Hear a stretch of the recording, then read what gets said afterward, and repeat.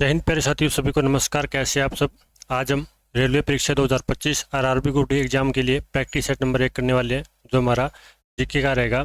इसमें हम top 30 question discuss करेंगे। इसमें आपकी 1/3 नेगेटिव मार्किंग भी रहने वाली है।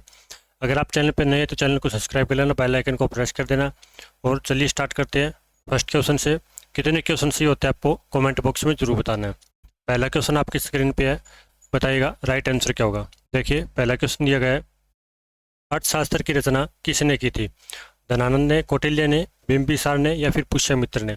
तो अर्थशास्त्र की रचना कौटिल्य ने की थी। किसने की थी? ऑप्शन आपका बी हो जाएगा।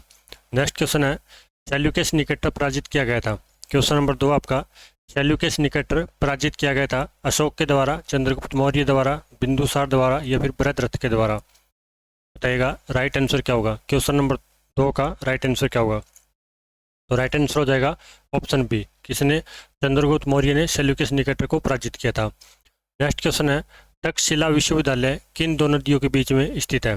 तक्षशिला विश्वविद्यालय किन दो नदियों के बीच में है। तक्षशिला विश्वविद्यालय किसके बीच में? झेलम और सिंधु के बीच में। झेलम और सिंधु के बीच में। ऑप्शन आपका ए हो जाएगा। नेक्स्ट क्वेश्चन है, यूनानियों को भारत से बाहर निकालने वाला कौन था। यूनानियों को भारत से बाहर किसने निकाला था?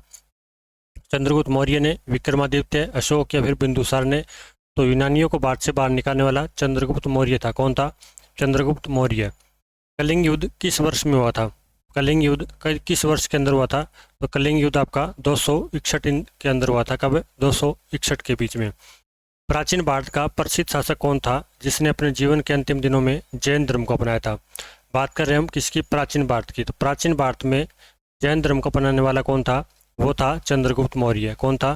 चंद्रगुप्त मौर्य। ऑप्शन आपका सी हो जाएगा। नेक्स्ट क्वेश्चन है, शिलालेखों के किस राजा को देवताओं का प्रिय कहते हैं। देवताओं का प्रिय किसे कहा जाता है? अशोक को, हर्ष को, बिंदुसार को या फिर चंद्रगुप्त मौर्य को। तो देवताओं का प्रिय अशोक को कहा जाता है। किसे? अशोक को। ऑप्शन आपका ए हो जाएगा। नेक्स्ट क्वेश्चन है, मौर्य वंश के बाद निम्न में से किसने मगध पर शासन किया था। मौर्य वंश के बाद किसने मगध पर शासन किया था? किस वंश ने किया था? हर्यक वंश, शिशुनाग, शुंग या फिर नंद वंश। तो मौर्य के बाद कौन आया था? शुंग वंश आया था। ऑप्शन आपका सी हो जाएगा। शुंग वंश ने शासन किया था। कब से कब तक किया था?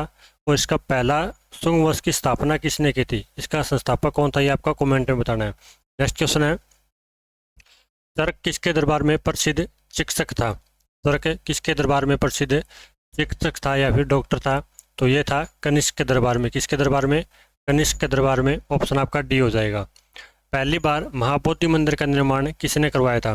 पहली बार महाबोधि मंदिर का निर्माण किसने कराया था? चंद्रगुप्त मौर्य, अशोक, कनिष्क या फिर हर्षवर्धन ने। तो किसने?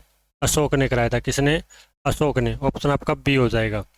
निम्न में से किसने सांची के स्तूप का निर्माण करवाया था? निम्न में से किसने सांची के स्तूप का निर्माण करवाया था?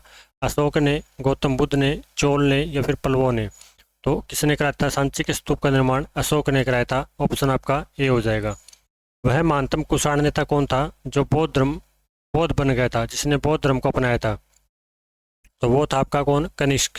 ऑप्शन आपका सी हो जाएगा। जिसने भी सही आंसर सी दिया है, राइट आंसर सी होगा। कनिष्क किस वर्ष में राज शासन पर बैठे थे? कनिष्क किस वर्ष में राज शासन पर बैठे थे? तो ऑप्शन आपका बी हो जाएगा, 78 ईस्वी में।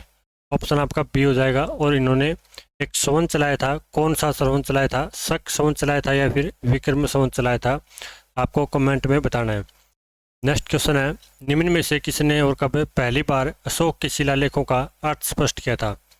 अशोक के शिलालेखों का पहली बार अर्थ स्पष्ट किसने किया था?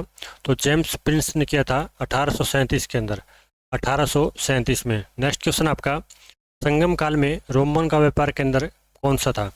संगम काल में रोमन व्यापार केंद्र कौन सा था? तो वो था आपका मंसूरी। ऑप्शन आपका डी हो जाएगा। नेक्स्ट क्वेश्चन है, कुषाण काल में भारतीय और ग्रीक शैली के मिश्रण में विकसित कला शैली के किस नाम से जाना जाता है? विकसित कला शैली को किस नाम से जानते हैं?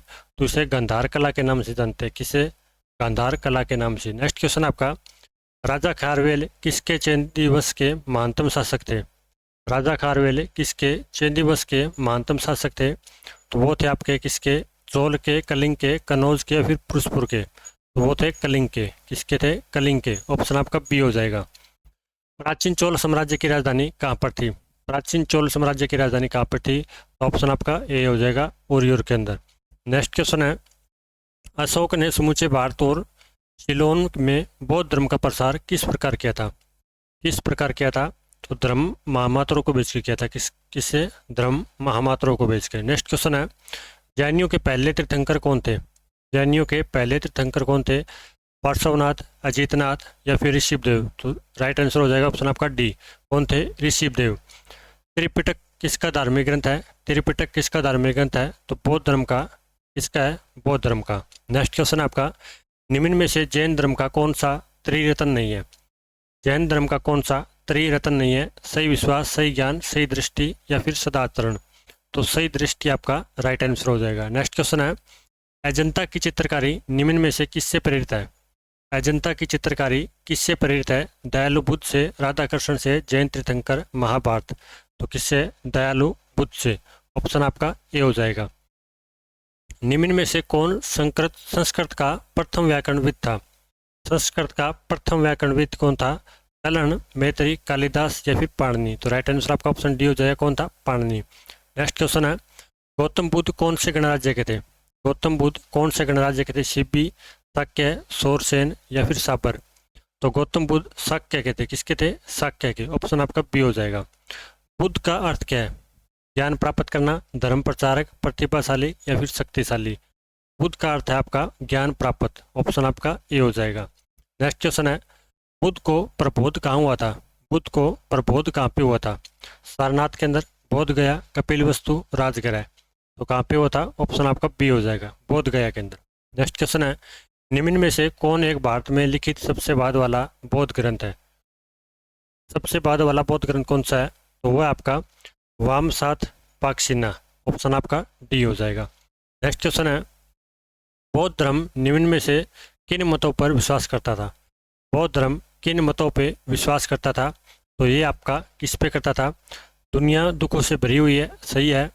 लोगों को दुख उनकी इच्छा के कारण होते हैं, ये भी सही है। यदि इच्छाओं पर काबू पा लिया जाए तो निवारण मिल जाएगा, ये भी सही है।